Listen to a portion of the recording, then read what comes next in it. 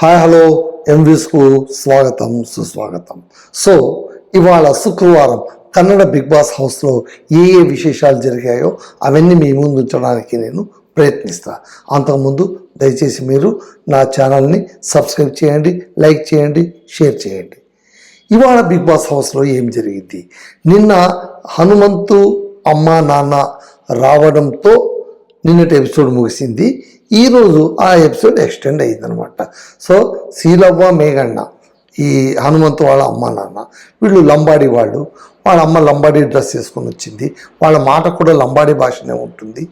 ఆ మొత్తం ఆ ఆహార్యంలో కావచ్చు, మాటలో కావచ్చు, ఒక పల్లెతనపు ముగ్ధతనం మనకు కనిపిస్తుంది అనమాట.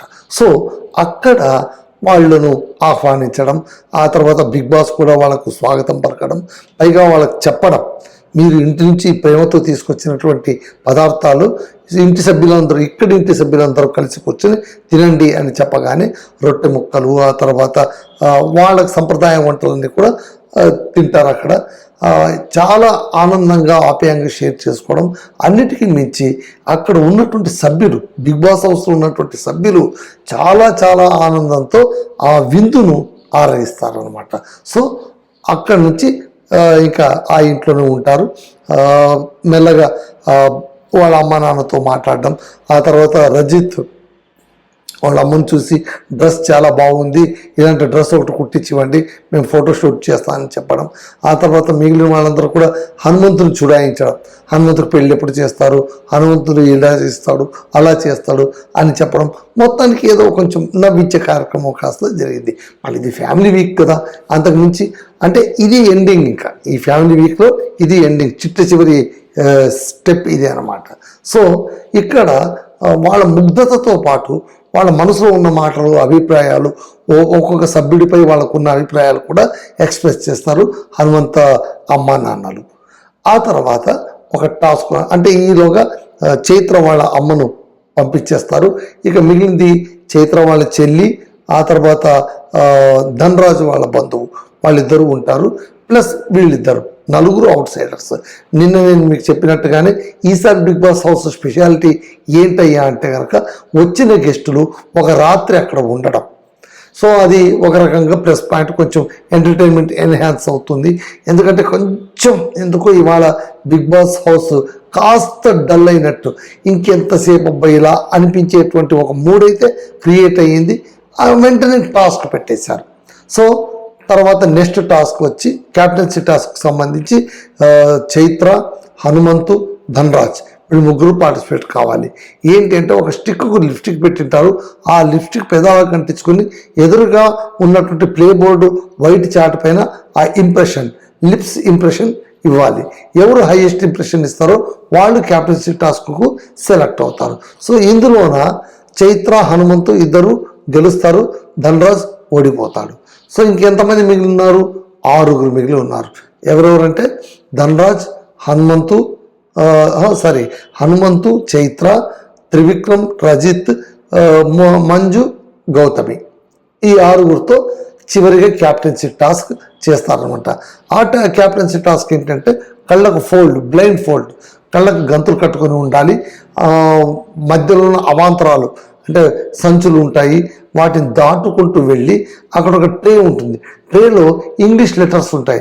ఒక్కొక్క ఇంగ్లీష్ లెటర్ను తడిమి చూసుకొని, బ్రెయిల్ లాగా తడిమి చూసుకొని ఆ లెటర్ని తీసుకొని వచ్చి యువతల ఎండ్లోన క్యాప్టెన్ అని లెటర్స్ ఉన్నటువంటి, స్పెల్లింగ్ ఉన్నటువంటి CAPTAIN క్యాప్టెన్ అనేటువంటి ఆ స్పెల్ ఉన్నటువంటి స్లాట్ ఉంటుంది.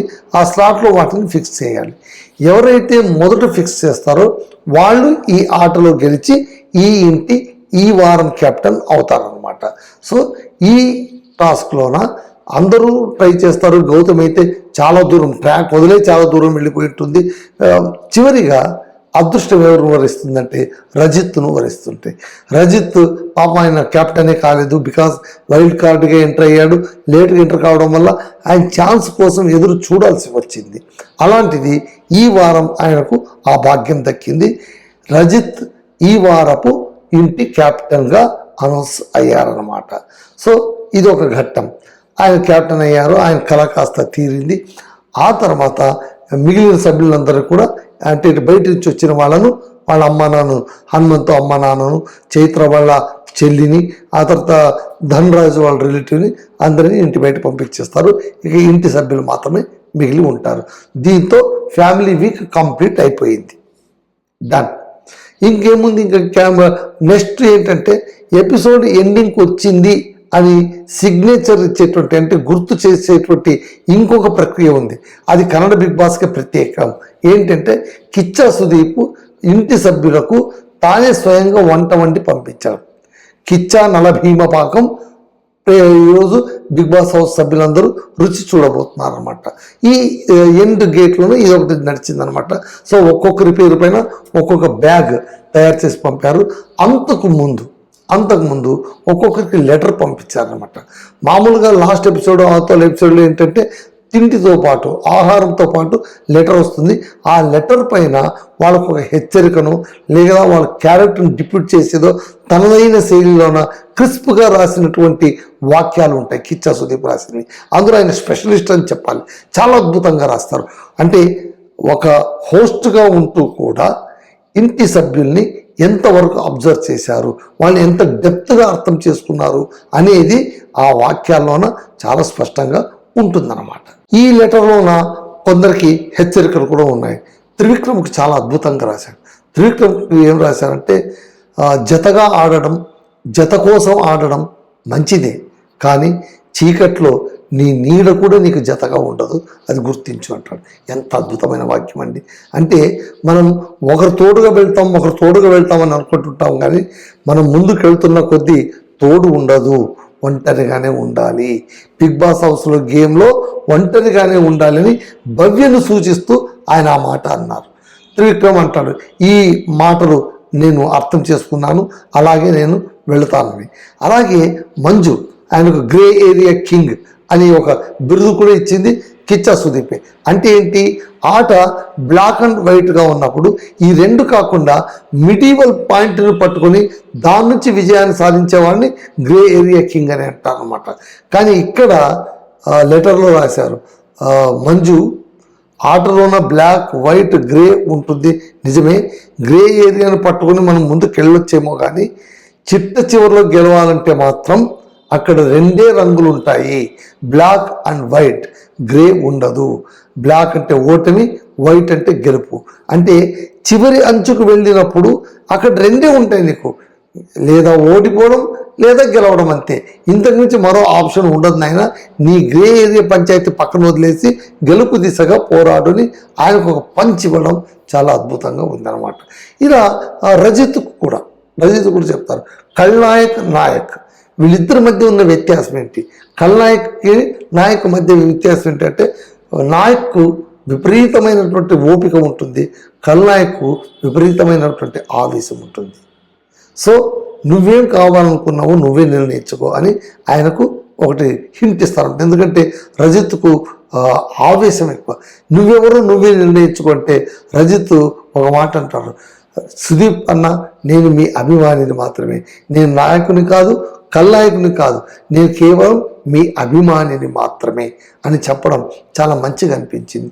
సరే, మోక్షితకు ఇచ్చారు, భవ్యకు ఇచ్చారు, వీళ్ళకందరికి కూడా, చైత్రకు కూడా ఇచ్చారు, వీళ్ళకందరికీ కూడా లెటర్స్ ఇచ్చారు, గౌతమికి కూడా.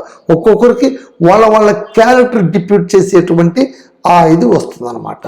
సో వచ్చిన తర్వాత ఇంకా చివరిగా ఎపిసోడ్ ఎండ్ నోట్ ఏంటంటే, వాళ్ళకు తిండి పంపడం, ఆహారం పంపడం. అందరికీ కూడా బ్యాగుల్లోనూ వాళ్ళ పేర్లతో ఉన్నటువంటి బ్యాగులు, పెద్ద డైనింగ్ టేబుల్ ఒకటి ఏర్పాటు చేసి ఉంటారు.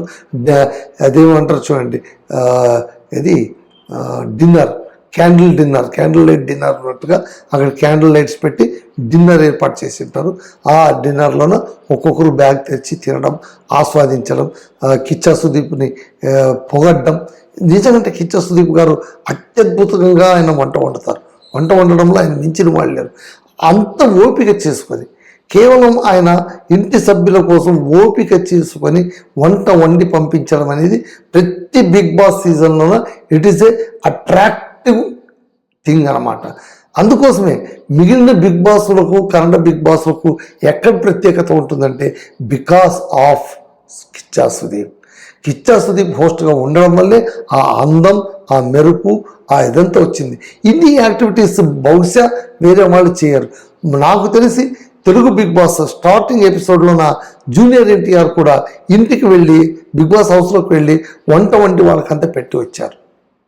సో వండడం తెలిసినటువంటి జూనియర్ ఎన్టీఆర్ చేయగలిగారు. ఆ తర్వాత కిచ్చా సుదీప్ బాగా చేయి తిరిగిన వ్యక్తి. ఆయనకు వంట వండడం అంటే ప్యాషన్, అద్భుతమైనటువంటి కళ ఉంది అందులో.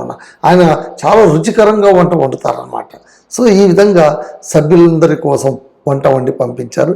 మొదటేమో లెటర్ ఇచ్చారు, ఆ తర్వాత వంట వండారు. సో కిచ్చా సుదీప్ గారు పంపినటువంటి లెటర్ నోట్ ఎంత అద్భుతంగా అంటే ఈ వారం అంతా కూడా మనం జాగ్రత్తగా చూసుకుంటే ఫ్యామిలీ సభ్యులు రావడం, వాళ్ళు ప్రతి కుటుంబ సభ్యులు కూడా కుటుంబ సభ్యులు కూడా వాళ్ళతో పాటు కూర్చొని డిస్కషన్ చేసుకొని ఇదిగో ఇలా ఆడు, నువ్వు ఇలా వెళ్ళాలి అని చెప్పడం. కిచ్చా సుదీప్ గారు చాలా నర్మగర్భంగా, అంటే కుటుంబ సభ్యులు చెప్పినంత ఓపెన్గా చెప్పలేరు కదా, నర్మగర్భంగా వాళ్ళ క్యారెక్టర్ని అనలైజ్ చేసేటువంటి 3 వాక్యాలతో వాళ్ళకు లక్ష్య నిర్దేశం చేయడం. ఆ తర్వాత ఆయన పంపినటువంటి రుచికరమైన ఆహారాన్ని విందులు ఆరగించడంతో ఈనాటి ఎపిసోడ్ ఎండ్ అయిపోయింది. బహుశా రేపు నామినేషన్స్ ఉంటాయి, బెస్ట్ అండ్ వర్స్ట్ ప్లేయర్ కూడా ఉంటుందన్నమాట. టాస్క్లు ఎవరు బాగా ఆడారు, ఎవరు బాగా ఆడలేదనేది. సో ఇదండి ఇవాళ ఎపిసోడ్ రివ్యూ. కాకపోతే ప్రత్యేకమైన అంశాలు, స్పెషల్ అంశాలు ఏవి అంటే కనుక కిచ్చా సుదీప్ గుమగుమలాడే వంటకాలు పంపించడం, రెండవది అందరినీ అలర్ట్ చేసేటువంటి లెటర్స్ పంపించడం, మూడవది టాస్క్లన్నీ గెలిచి రజిత్ ఇంటి కెప్టెన్ కావడం. ఇవి ఈ వారం హైలైట్స్ అనమాట. చూద్దాం రేపటి ఎపిసోడ్లోన ఏం జరుగుతుందో అవన్నీ కూడా నేను మీకు చెప్పడానికి ప్రయత్నిస్తాను. అంతవరకు సెలవు తీసుకుంటుంది రామదుర్గ మధుసూదన్, సైనింగ్ ఆఫ్.